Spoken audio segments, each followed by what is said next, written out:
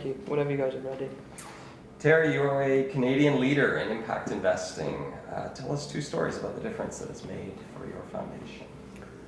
Well, it's been a dramatic journey for us, and one that has added all kinds of strength and capacity.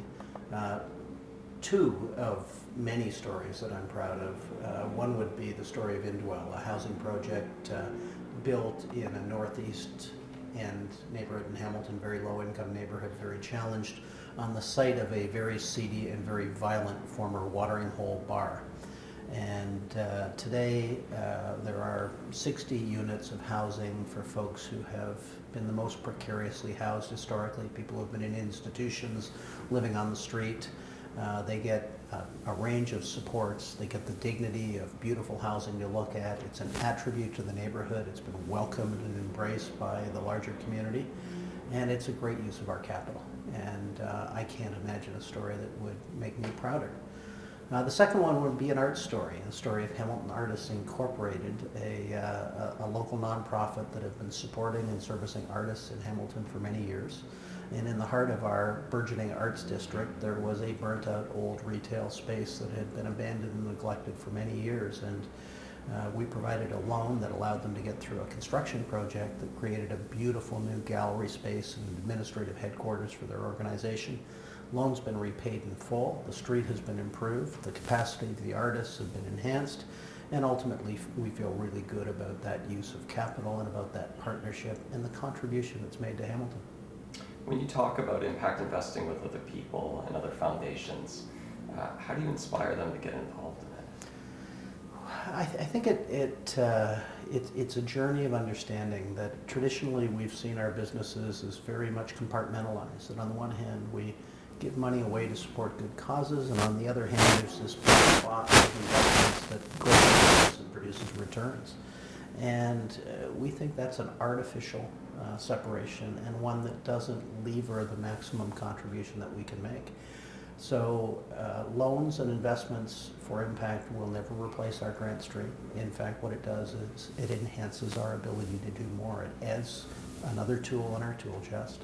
It also strengthens and deepens the kind of partnerships we have with charities and nonprofits, both in our community and across the country, because we've made a determination that wherever possible, we love to do impact investments in Hamilton, but we're also Canadians. And to the extent we can create great arts facilities or affordable housing projects, redevelopments in communities that are creating living wage jobs in any Canadian city, we think that's a good thing for a Canadian Community Foundation to be doing.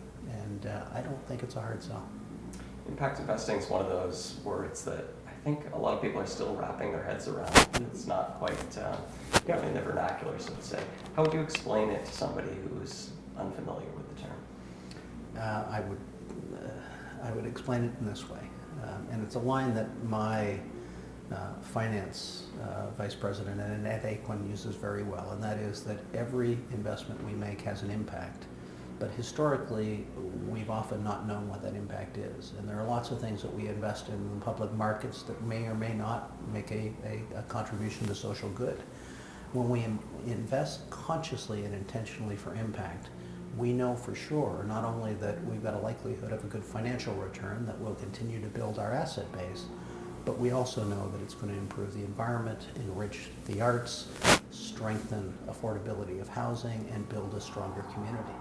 And at the end of the day, that sounds to me like a virtuous circle, and it's aligning our assets with our mission, which is really what a community foundation should be all about. And if you had to talk to your peers or other philanthropic organizations, community or non, what would you challenge them to think about? Well, I think expansively about the fact that within our stewardship and our charge, we have about $5 billion in assets. And the challenge that we responded to was from Bill Young, who not only has been a great supporter of community foundations, but has a family legacy over 3 generations as an entrepreneur. And he said very cogently to our board, it's great what you're doing with 3.5% of your assets, but what are you doing with the other 96.5%?